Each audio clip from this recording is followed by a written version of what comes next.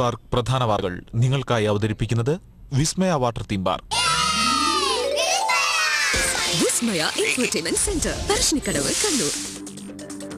അട്ടപ്പാടിയിൽ കാറ്റാടി company കയ്യേറിയ 85.21 acre ആദിവാസി ഭൂമിയും യന്ത്രങ്ങളും ഏറ്റെടുക്കുമെന്ന മുഖ്യമന്ത്രി ഉമ്മൻചാണ്ടി. കൊച്ചി മാരിടൈം യൂണിവേഴ്സിറ്റിക്ക് വേണ്ടി 60 ഏക്കർ ഭൂമി ഏറ്റെടുക്കാൻ മന്ത്രിസഭാ യോഗത്തിൽ തീരുമാനം. പാമുലൻ കേസിൽ നിലവിലെ പബ്ലിക് പ്രോസിക്യൂട്ടർ തന്നെ തുടർന്നും ഹാജരാകും. കോലഞ്ചേരി പള്ളിത്തർക്കത്തിൽ യാക്കോബായ വിഭാഗത്തിന്റെ ആവശ്യം ഹൈക്കോടതി തള്ളി. ക്രമസമാധാന പ്രശ്നമുള്ളതിനാൽ ഇടക്കാല ഉത്തരവ് വേണമെന്ന ആവശ്യമാണ് കോടതി തള്ളിയത്. കേസ് ഈ മാസം 30-ന് വീണ്ടും പരിഗണിക്കും.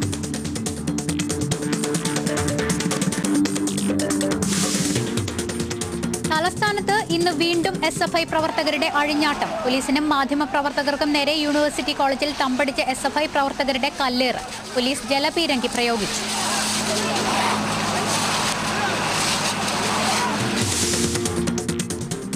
വി അരുൺകുമാറിനെതിരായ ആരോപണം അന്വേഷിക്കുന്ന നിയമസഭാ സമിതിയുടെ 3ാമത്തെ സിറ്റിംഗ് പുരോഗമിക്കുന്നു. IT സെക്രട്ടറി ടി ബാലകൃഷ്ണന്റെ മൊഴി രേഖപ്പെടുത്തും. അന്വേഷണം നടത്തുന്നത് VD സതീശൻ MLA അധ്യക്ഷനായ സമിതി. തിരുവനന്തപുരം വിളപ്പിൽശാല മാലിന്യ പ്രശ്നത്തിന് താൽക്കാലിക പരിഹാരം. മാലിന്യ ലോറികൾ തടഞ്ഞുള്ള സമരം 3 മാസത്തേക്ക് നിർത്തിവെക്കുന്നതായി ജനകീയ സമര സമിതി. പ്രശ്നപരിഹാരത്തിന് 6 മാസത്തെ സമയമെങ്കിലും വേണമെന്ന് PK കുഞ്ഞാലിക്കുട്ടി. തീരുമാനം മുഖ്യമന്ത്രിയുടെ അധ്യക്ഷതയിൽ ചേർന്ന ഉന്നതതല യോഗത്തിൽ. മുല്ലപ്പെരിയാറിൽ കേബിൾ ആങ്കറിംഗിന്റെ പരിശോധന ആരംഭിച്ചു. അണക്കെട്ട് പൊളിക്കുന്നത് ചർച്ച ചെയ്യാൻ ഉന്നതാധികാര സമിതി യോഗം വൈകിട്ട് തിരുവനന്തപുരത്ത്.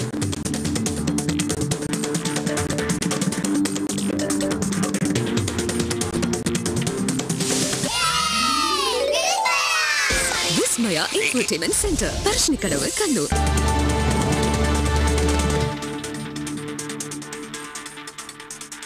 വാർത്തകളുടെ വിശദാംശങ്ങളിലേക്ക്. അട്ടപ്പാടിയിൽ കാറ്റാടി കമ്പനി തട്ടിയെടുത്ത 85.12 ഏക്കർ ഭൂമിയും അതിലെ കാറ്റാടി യന്ത്രങ്ങളും ഏറ്റെടുക്കാൻ മന്ത്രിസഭായോഗം തീരുമാനിച്ചു. ഭൂമി ആദിവാസികൾക്ക് തിരിച്ചു നൽകുമെന്ന് മുഖ്യമന്ത്രി അറിയിച്ചു. എറണാകുളത്ത് മാരിടൈം യൂണിവേഴ്സിറ്റിക്കായി 60 ഏക്കർ സ്ഥലം ഏറ്റെടുക്കാനും തീരുമാനമായി. പാമുലൻ കേസിൽ പബ്ലിക് പ്രോസിക്യൂട്ടറെ മാറ്റില്ലെന്നും കേസ് സുതാര്യമായി മുന്നോട്ട് കൊണ്ടുപോകുമെന്നും മുഖ്യമന്ത്രി അറിയിച്ചു. ഗവൺമെന്റ് നടത്തിയ പരിശോധനയിൽ 85.21 ഏക്കർ ഭൂമി, ആദിവാസികളുടെ ഭൂമി അവർക്ക് നഷ്ടപ്പെട്ടിട്ടുണ്ട്. അതിലെ 2 സർവേ നമ്പറുകളിലായി 2 കാറ്റാടി യന്ത്രങ്ങൾ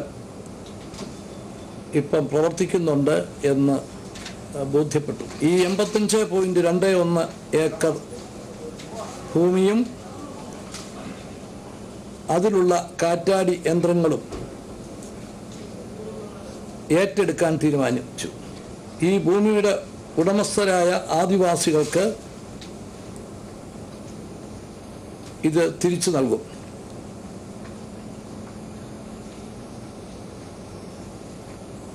പട്ടയം ഉൾപ്പെടെയുള്ള രേഖകൾ അവർക്ക് ഗവൺമെന്റ് ഉണ്ടാക്കി കൊടുക്കും.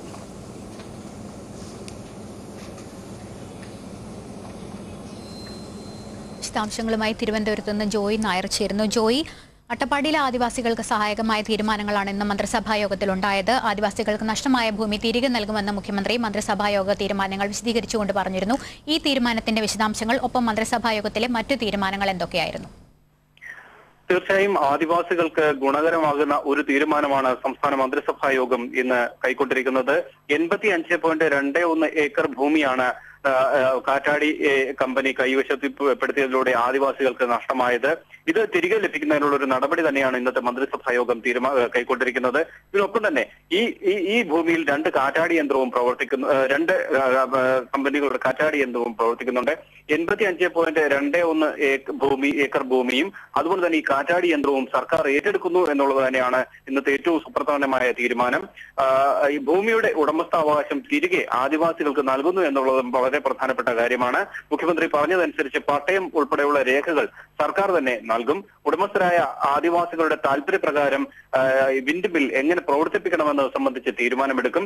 വൈദ്യുതി ബോർഡിനെ ഏൽപ്പിച്ച് അതിന്റെ ലാഭം ഭൂ ഉടമകൾക്ക് നൽകുന്ന അതാണ് സർക്കാർ നൽകുന്ന രീതിയിലുള്ള പ്രവർത്തനം മുന്നോട്ട് കൊണ്ടുപോകുന്നതിനാണ് സർക്കാർ ആഗ്രഹിക്കുന്നതെന്നും മുഖ്യമന്ത്രി പറയുകയുണ്ടായി. എന്തായാലും ഇക്കാര്യത്തിൽ അന്തിമ തീരുമാനം എടുക്കേണ്ടത് എല്ലാവരുടെയും അഭിപ്രായം അറിഞ്ഞ ശേഷം മാത്രമായിരിക്കും.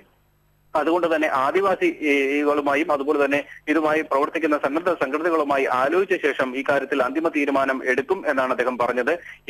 ഏതായാലും ആദിവാസികൾക്ക് ഗുണകരമാകുന്ന തീരുമാനം മാത്രമേ സർക്കാരിന്റെ ഭാഗത്തു നിന്ന് ഉണ്ടാകൂ എന്നും മുഖ്യമന്ത്രി വ്യക്തമാക്കുകയുണ്ടായി. ഇതിനൊപ്പം തന്നെ ആദിവാസി ഭൂമി തട്ടിയെടുക്കുന്നതിന് കൂട്ടുനിന്ന ഉദ്യോഗസ്ഥരെ കർശന നടപടി ഉണ്ടാകുമെന്നും അദ്ദേഹം പറഞ്ഞു. ഇത് സംബന്ധിച്ചുള്ള അന്വേഷണം പുരോഗമിക്കുകയാണെന്നും അദ്ദേഹം വ്യക്തമാക്കുകയുണ്ടായി. ഇതിനൊപ്പം തന്നെ മറ്റ് ചില സുപ്രധാന തീരുമാനങ്ങളും ഇന്നത്തെ മന്ത്രിസഭാ യോഗം കൈക്കൊള്ളുകയുണ്ടായി. എറണാകുളം മാരിടൈം സർവകലാശാലയ്ക്ക് 60 ഏക്കർ സ്ഥലം നൽകുമെന്ന് മുഖ്യമന്ത്രി പറയുകയുണ്ടായി. പാമുലി കേസുമായി ബന്ധപ്പെട്ട് ഡെപ്യൂട്ടി ഡയറക്ടർ ഓഫ് പ്രോസിക്യൂഷൻ സ്ഥാനത്ത് ജി ശശീന്ദ്രൻ നായർ തുടരുമെന്നും അദ്ദേഹം വ്യക്തമാക്കി. ഇതിനൊപ്പം തന്നെ ജി ശശീന്ദ്രനെ deputy director of prosecution of vigilance ആയി നിയമിച്ചിട്ടുണ്ട്. നേരത്തെ ഈ ഒരു നിയമനവുമായി ബന്ധപ്പെട്ട് പ്രതിപക്ഷം ചില ആക്ഷേപങ്ങൾ ഉന്നയിച്ചിരുന്നു. അതുകൊണ്ട് തന്നെയാണ് പാമുൽ കേസിൽ നിലവിലെ പ്രോസിക്യൂട്ടർ തന്നെ തുടരുമെന്ന് മുഖ്യമന്ത്രി വ്യക്തമാക്കിയത്. പുല്ലുമേട് ദുരന്തം അന്വേഷിച്ച ജസ്റ്റിസ് ഹരിഹരൻ നായർ സമർപ്പിച്ച ഇടക്കാല റിപ്പോർട്ട് കഴിഞ്ഞ ദിവസം സർക്കാരിന് ലഭിച്ചിരുന്നു. ഇതും ഇന്നത്തെ മന്ത്രിസഭാ യോഗം ചർച്ച ചെയ്തു. ഉടൻ തന്നെ ഉദ്യോഗസ്ഥരുടെയും അതുപോലെ തന്നെ ഇതുമായി ബന്ധപ്പെട്ടവരുടെ യോഗം വിളിച്ചു ചേർക്കുമെന്നും മുഖ്യമന്ത്രി അറിയിച്ചു. ഇത്തരം സുപ്രധാനമായ തീരുമാനങ്ങൾ തന്നെയാണ് ഇന്നത്തെ മന്ത്രിസഭാ യോഗത്തിൽ ഉണ്ടായത്. ഇതിനൊപ്പം തന്നെ കഴിഞ്ഞ ദിവസം പിണറായി വിജയൻ നടത്തിയ ഒരു പ്രസ്താവനയെക്കുറിച്ചും മാധ്യമപ്രവർത്തകർ ചോദ്യങ്ങൾ ഉന്നയിച്ചു. ശ്രീപത്മനാഭസ്വാമി ക്ഷേത്രവുമായി ബന്ധപ്പെട്ട് കഴിഞ്ഞ ദിവസം പിണറായി വിജയൻ ക്ഷേത്രത്തിന്റെ സ്വത്ത് പൊതുസ്വത്താക്കി മാറ്റണമെന്ന അഭിപ്രായം പറഞ്ഞിരുന്നു. ഇതിനെക്കുറിച്ചുള്ള മുഖ്യമന്ത്രിയുടെ മറുപടി ഇതായിരുന്നു: ഒരു ക്ഷേത്രത്തിന്റെ സ്വത്ത് പൊതുസ്വത്താക്കണമെന്ന അഭിപ്രായത്തോട് തനിക്ക് അഭിപ്രായമില്ല എന്നായിരുന്നു അദ്ദേഹം പറഞ്ഞത്. നിലവിൽ പൊതുസ്വത്ത് നശിപ്പിക്കുകയും മറുവശത്ത് ക്ഷേത്ര സ്വത്ത് പൊതുസ്വത്താക്കുകയും ചെയ്യണമെന്ന് പറയുന്നത് വിഭിന്ന അഭിപ്രായം എന്ന കാര്യമാണ് അദ്ദേഹം വ്യക്തമാക്കുകയുണ്ടായത്. ഇത്രയും കാര്യങ്ങളാണ് ഇന്നത്തെ മന്ത്രിസഭാ യോഗത്തിൽ പൊതുവായി മുഖ്യമന്ത്രി പറഞ്ഞത്. അട്ടപ്പാടിയിൽ കാറ്റാടി കമ്പനി തട്ടിയെടുത്ത ഭൂമിയും അതിലെ കാറ്റാടി യന്ത്രങ്ങളും ഏറ്റെടുക്കാൻ മന്ത്രിസഭാ യോഗത്തിൽ തീരുമാനമായി. ആദിവാസികൾക്ക് നഷ്ടമായ ഭൂമി തിരികെ നൽകാൻ മന്ത്രിസഭാ യോഗത്തിൽ തീരുമാനമായി. ക്ഷേത്രസ്വത്ത് പൊതുസ്വത്താണെന്ന പിണറായി വിജയന്റെ പ്രസ്താവനയോട് യോജിപ്പില്ലെന്ന് മുഖ്യമന്ത്രി അറിയിച്ചു. ഇപ്രകാരത്തിൽ മന്ത്രിസഭായോഗ തീരുമാനങ്ങളുടെ വിശദാംശങ്ങൾ നൽകുകയായിരുന്നു ജോയി നായർ തിരുവനന്തപുരത്ത് നിന്ന്. മുല്ലപ്പെരിയാർ അണക്കെട്ട് പൊളിക്കുന്നതിനെക്കുറിച്ച് ചർച്ച ചെയ്യുന്നതിനായി ഉന്നതാധികാര സമിതി യോഗം ഇന്ന് തിരുവനന്തപുരത്ത് 4 മണിക്ക് ചേരും. മന്ത്രി പി ജെ ജോസഫിന്റെ അധ്യക്ഷതയിലാണ് യോഗം. അണക്കെട്ട് പൊളിക്കുന്നത് സംബന്ധിച്ച അന്തിമ റിപ്പോർട്ടിന് ഇന്ന് രൂപം നൽകും. അതേസമയം മുല്ലപ്പെരിയാറിൽ കേബിൾ ആങ്കറിംഗിന്റെ 2ാം ഘട്ട പരിശോധനകൾ ആരംഭിച്ചു. ഇതിനായി മുംബൈയിൽ നിന്നുള്ള സാങ്കേതിക വിദഗ്ധർ മുല്ലപ്പെരിയാറിൽ എത്തിയിട്ടുണ്ട്. മുംബൈയിലെ സ്വകാര്യ കമ്പനിയായ PSCയിലെ സുനിൽ റീഗ്രയുടെ നേതൃത്വത്തിലുള്ള സംഘമാണ് പരിശോധന നടത്തുന്നത്. വിശദാംശങ്ങളുമായി മുല്ലപ്പെരിയാറിൽ നിന്നും അഷ്റഫ് കരിപ്പായി ചേരുന്നു. അഷ്റഫ്, എന്തൊക്കെയാണ് ഇന്നത്തെ പരിശോധനകളുടെ വിശദാംശങ്ങൾ? ലക്ഷ്മി, മുല്ലപ്പെരിയാർ അണക്കെട്ടിന്റെ ബലക്ഷം സംബന്ധിച്ച പരിശോധനകൾക്കായി മുംബൈയിൽ നിന്നുള്ള സ്വകാര്യ കമ്പനിയായ PSC ആണ് കേബിൾ ആങ്കറിംഗിന്റെ ബലം സംബന്ധിച്ച പരിശോധനകൾ നടത്തുന്നത്. തമിഴ്നാടിന്റെ കാവേരി സെല്ലംഗം M ശെൽവരാജ്, ഉദ്യോഗസ്ഥരായ ജയപ്രകാശും ശെൽവം തുടങ്ങിയവരുടെ നേതൃത്വത്തിൽ PSC വിദഗ്ധനായ സുനിൽ റിക്ര ആണ് അണക്കെട്ടിൽ പരിശോധനയ്ക്കായി എത്തിയത്. കേബിൾ ആങ്കറിംഗിന്റെ പരിശോധനകൾ ഇപ്പോൾ പുരോഗമിക്കുകയാണ്. ഇന്ന് നടത്തുന്ന പരിശോധനകൾ കേരളത്തെ അറിയാത്തതിനാൽ ശക്തമായ എതിർപ്പ് കേരളം അറിയിച്ചിട്ടുണ്ട്. മാത്രമല്ല 9 അടി വീതം അകലത്തിൽ നിർമ്മിച്ചിട്ടുള്ള ഓരോ കേബിൾ ആങ്കറിംഗ് യൂണിറ്റും 120 ടൺ വലിവ് ബലം ഉൾക്കൊള്ളുന്നതായാണ് വിലയിരുത്തിട്ട് ഉള്ളത്. ഇങ്ങനെ നിർമ്മിക്കപ്പെട്ട കേബിൾ ആങ്കറിംഗിന്റെ യൂണിറ്റിൽ ഒരെണ്ണം പഠനങ്ങൾ നടത്താനായി അണക്കെട്ടിന്റെ മുകളിലേക്ക് കോൺക്രീറ്റ് ചെയ്യാതെ നിലനിർത്തിയിട്ടുണ്ട്. ഇതിനാണ് ഈ കേബിൾ ആങ്കറിംഗിലാണ് പ്രധാനമായും വലിയബലം സംബന്ധിച്ച പഠനം മുംബൈ ടീം നടത്തുന്നത്. എന്നാൽ ഈ പരിശോധന കേബിൾ ആങ്കറിംഗിന്റെ യഥാർത്ഥ അവസ്ഥ പുറത്തു കൊണ്ടുവരാൻ സാധിക്കില്ല എന്നാണ് കേരളത്തിന്റെ വാദം. കോൺക്രീറ്റ് ചെയ്ത് മൂടപ്പെട്ട മറ്റ് കേബിൾ ആങ്കറിംഗ് യൂണിറ്റുകൾ മിക്കതും അണക്കെട്ടിനുള്ളിലൂടെ വെള്ളം കയറി കമ്പികൾ തുരുമ്പെടുത്ത അവസ്ഥയിലുള്ളപ്പോൾ ഓയിലൊഴിച്ച് തുരുമ്പ് എടുക്കാതെ സുരക്ഷിതമായി സൂക്ഷിച്ച ഈ കേബിൾ ആങ്കറിംഗിൽ മാത്രം യൂണിറ്റ് പരിശോധന നടത്തുന്നത് ശരിയല്ല എന്നാണ് കേരളത്തിന്റെ വാദം. ലക്ഷ്മി, മുല്ലപ്പെരിയാറിൽ കേബിൾ ആങ്കറിംഗിന്റെ 2ാം ഘട്ട പരിശോധനകൾ മുംബൈയിൽ നിന്നുള്ള സാങ്കേതിക വിദഗ്ധരുടെ മേൽനോട്ടത്തിൽ ആരംഭിച്ചു. വിശദാംശങ്ങളാണ് അഷ്റഫ് കരിപ്പായിൽ നൽകിയത്. വിളപ്പിൽശാല ചവർ സംസ്കരണ പ്ലാന്റിലേക്ക് എത്തുന്ന ലോറികൾ തടഞ്ഞുള്ള സമരം 3 മാസത്തേക്ക് നിർത്തിവെക്കുന്നതായി സമരസമിതി നേതാക്കൾ അറിയിച്ചു. മുഖ്യമന്ത്രിയുടെ അധ്യക്ഷതയിൽ ചേർന്ന ഉന്നതതല യോഗത്തിലാണ് തീരുമാനം.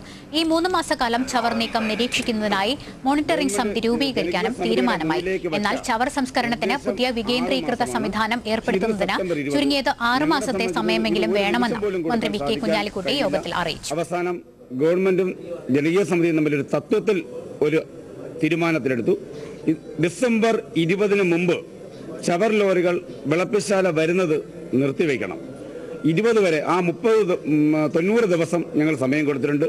ഡിസംബർ 21 മുതൽ വാഹനം അവിടെ വന്നു കഴിഞ്ഞാൽ ഞങ്ങൾ ചവർ ലോറികൾ തടഞ്ഞുകൊണ്ടുള്ള സമരം പുനഃസ്ഥാപിക്കും. അതുവരെയുള്ള 90 ദിവസം വാഹനം തടഞ്ഞുകൊണ്ടുള്ള സമരത്തിൽ നിന്ന് ഞങ്ങൾ പിൻവലിക്കുന്നു. ബാക്കിയുള്ള സമര പരിപാടികൾ മുഴുവനും മുന്നോട്ട് കൊണ്ടുപോകും. സമരം ശക്തമായി തന്നെ ഞങ്ങൾ ഇന്നും പ്രവർത്തിച്ചുകൊണ്ടിരിക്കും. കോലഞ്ചേരി പള്ളി തർക്കത്തിൽ ക്രമസമാധാന പ്രശ്നം ഉള്ളതിനാൽ ഇടക്കാല ഉത്തരവ് വേണമെന്ന യാക്കോബായ വിഭാഗത്തിന്റെ ആവശ്യം ഹൈക്കോടതി അംഗീകരിച്ചില്ല. കേസ് പരിഗണിക്കുന്നത് ഈ മാസം 30 മാറ്റി. ഓർത്തഡോക്സ് സഭയ്ക്ക് അനുകൂലമായ കോടതി വിധിക്കെതിരെ യാക്കോബായ സഭയുടെ അപ്പീൽ ഹർജി പരിഗണിക്കുകയായിരുന്നു ഹൈക്കോടതി. വിശദാംശങ്ങളുമായി കൊച്ചിയിൽ നിന്നും PV രതീഷ് ചേരുന്നു. രതീഷ്, എന്തെല്ലാം കാരണങ്ങൾ കൊണ്ടാണ് സഭാ തർക്കത്തിൽ ഇടക്കാല ഉത്തരവ് വേണമെന്ന യാക്കോബായ സഭയുടെ ആവശ്യം ഹൈക്കോടതി അംഗീകരിക്കാതിരുന്നത്?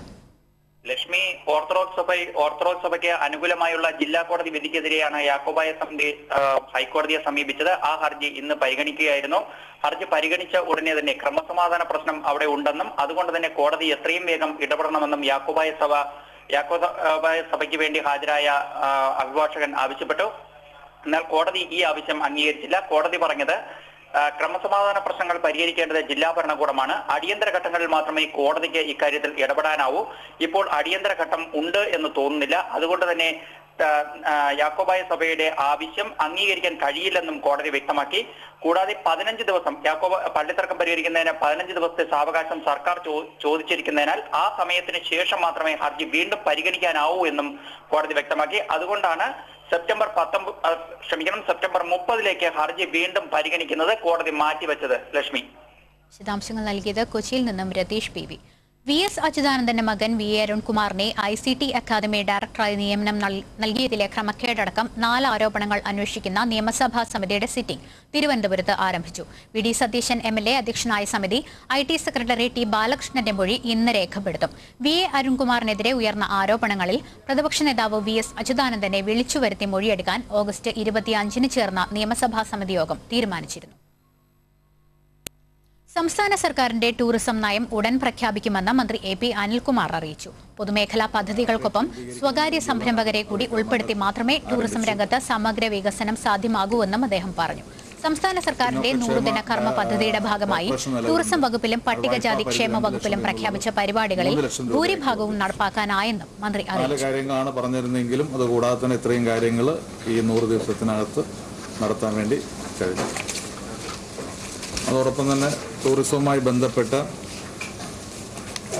പദ്ധതികളിലും പറഞ്ഞ കാര്യങ്ങൾ ഏതാണ്ട്